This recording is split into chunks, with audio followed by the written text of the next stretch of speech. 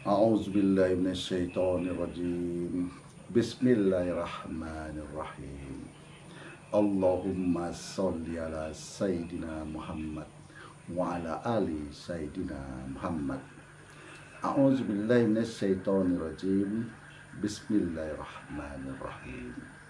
Rabbi sadari wa yassirli amri wahlul 'uqdatam min lisani yafqahu qawli.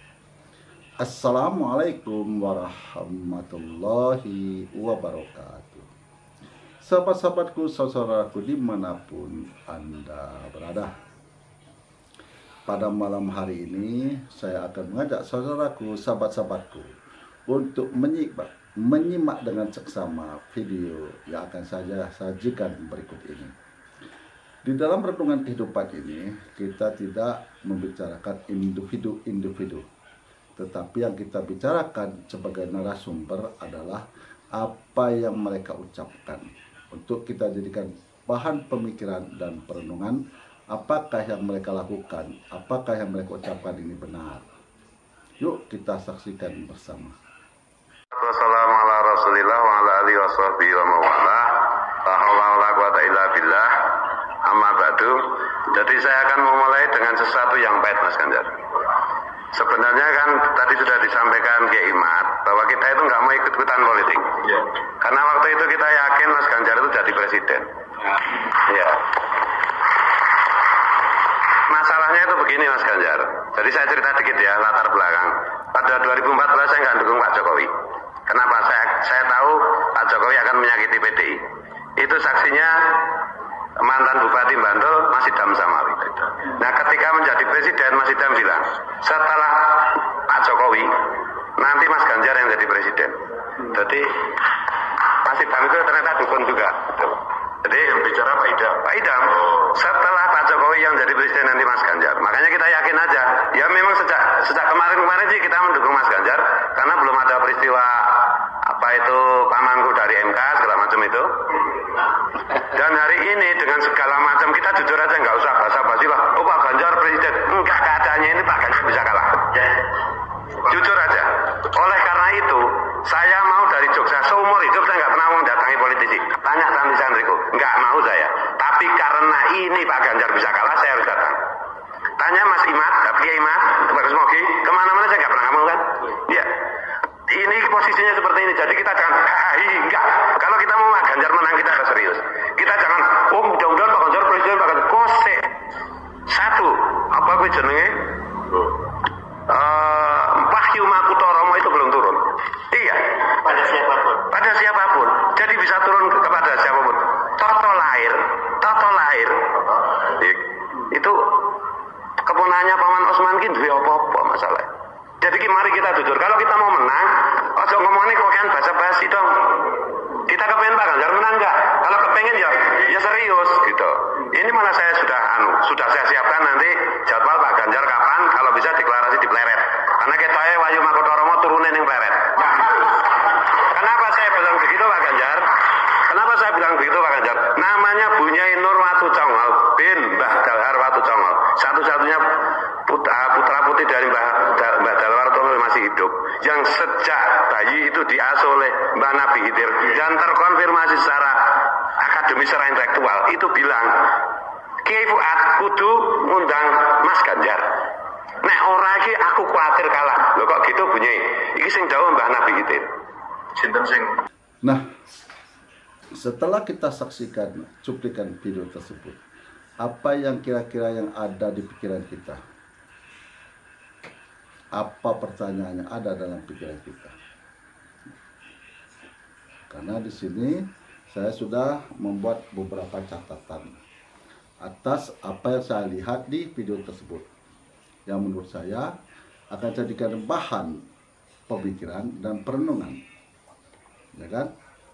Nah, sebenarnya saya nggak mau ikut-ikutan politik karena yakin Mas Ganjar jadi presiden. Mas Idham bilang setelah Jokowi, Mas Ganjar yang jadi presiden. Mas Idham dukung juga. Seumur hidup saya nggak mau mendatangi politisi karena Mas Ganjar bisa kalah. Maka saya datang dari Jogja karena kita kalau mau menang kita harus serius. Wahyu Manguntoro belum turun, bisa turun kepada siapa saja. Saya sudah siapkan jadwal deklarasi di Pleret karena Wahyu Manguntoro turunnya di Pleret. Bu Nyai Nur Ratu Jonggol sejak bayi diasuh oleh Mbah Nabi Khidir. Konfirmasi secara akademis intelektual, Ibu bilang ke Fuad kudu undang Mas Ganjar. Nek ora iki aku khawatir kalah. Ini sing dawu Mbah Nabi Khidir. Nah, ini menurut Mbah Nabi Khidir. Dengan mengangkat kedua tangannya, kalau kita saksikan video tersebut kan, beliau kan mengangkat seperti ini kan. Dengan mengangkat kedua tangannya, misalkan orang berdoa, mudah-mudahan Pak Ganjar jadi pemenang, buset. Nah, jadi kalau orang berdoa ini, mudah-mudahan Mas Ganjar ini jadi pemenangnya, jadi presiden, buset itu. Nah, ini saya ambil dulu catatan saya jatuh ya.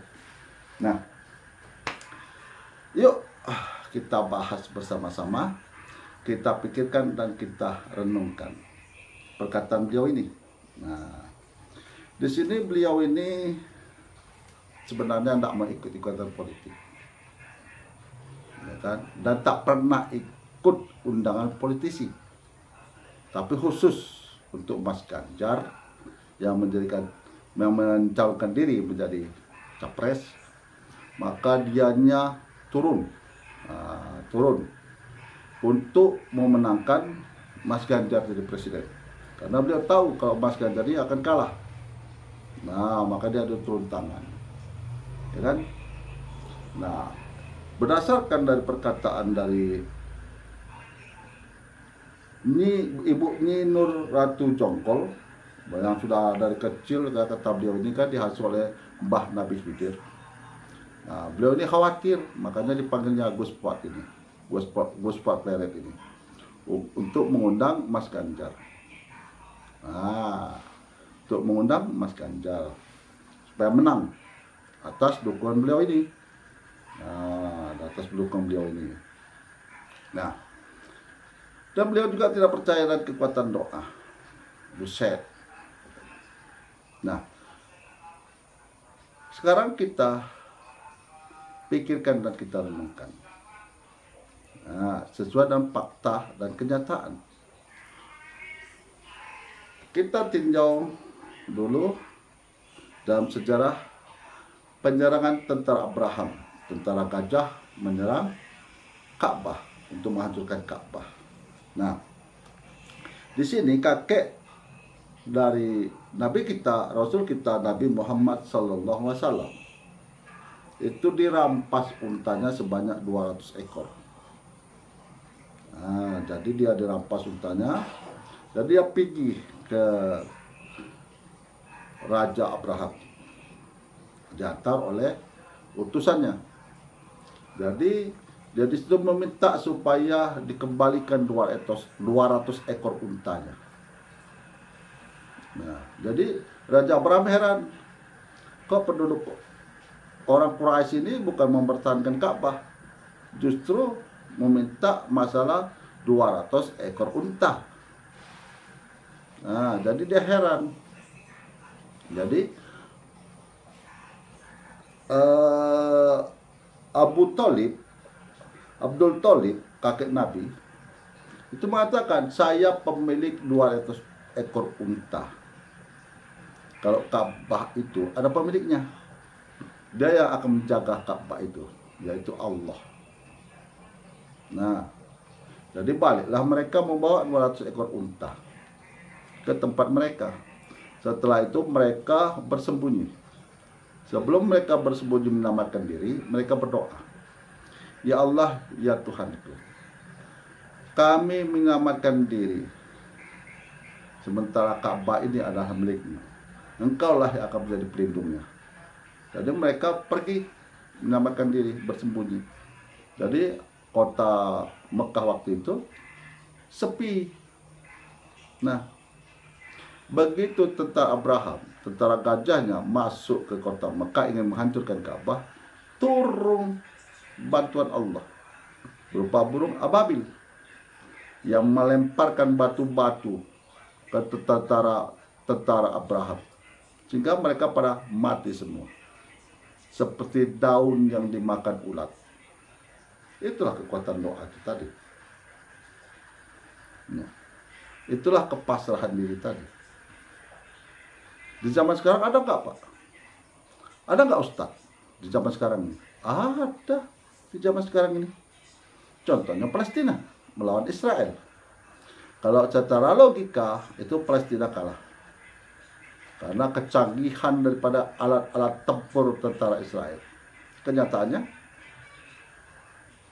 mereka justru akan meraih kemenangan. Nah, mereka akan meraih kemenangan. Kenapa? Karena mereka yakin Allah akan memberikan bantuannya. Dan berdasarkan keterangan daripada tentara-tentara Israel yang terluka, mereka berhadapan dengan pasukan putih yang mereka tembak tidak pernah bisa mati. Kalau mereka ditembak oleh tentara putih ini, maka mereka mati bergelimpangan. Nah, betapa nyata bantuan Allah itu.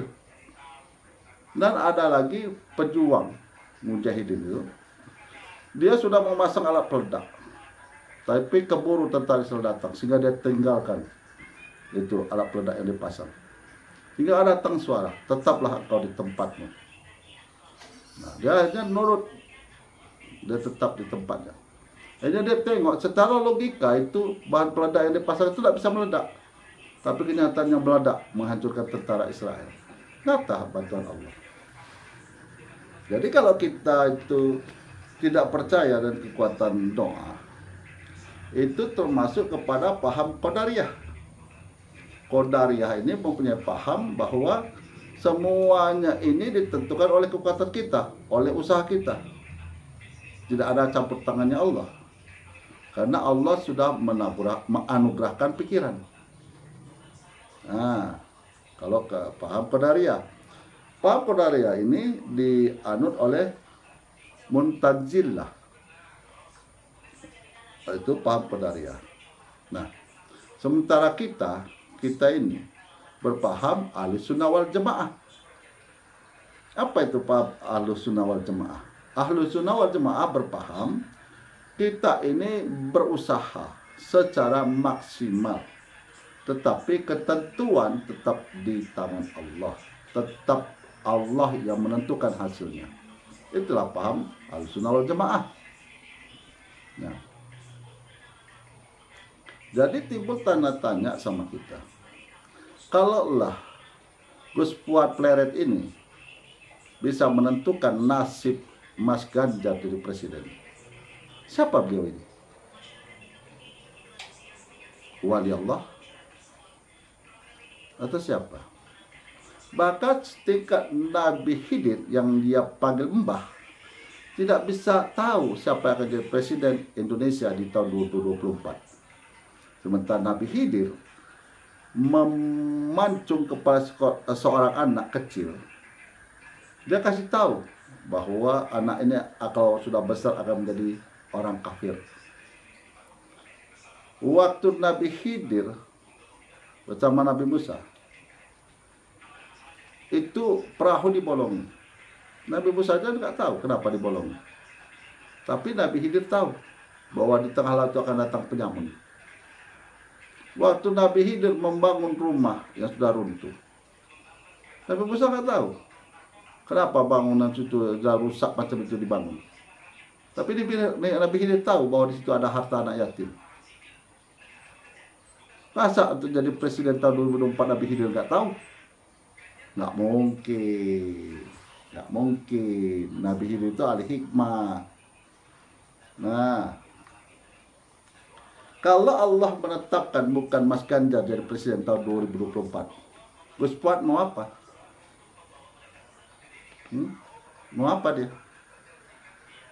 Kalau ketentuan Allah menetapkan bahwa Mas Ganjar bukan jadi presiden RI tahun 2024 itu, dia mau apa? Kecewa? Mau protes? Jadi kembali ke laptop, ya kan? Marilah kita kembali ke laptop, ya kan? Jangan kita nunjukkan bahwa kita ini punya kekuasaan yang bisa menentukan nasib seseorang. Tidak ada kita ini yang bisa menentukan nasib seseorang. Kita ini hanya berusaha secara maksimal dan berdoa, memohon kepada Allah yang Maha Kuasa supaya apa yang kita pilih ini ditetapkan menjadi pemimpin di negara kita ini, memimpin yang adil, pemimpin yang mengayomi masyarakatnya.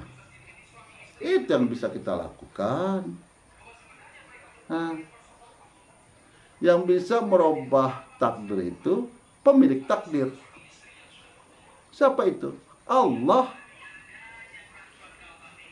Walaupun di kening kita ini tertulis ahli neraka, ditulis di sini di kening kita di ahli neraka, tapi kita hakul yakin kepada Allah.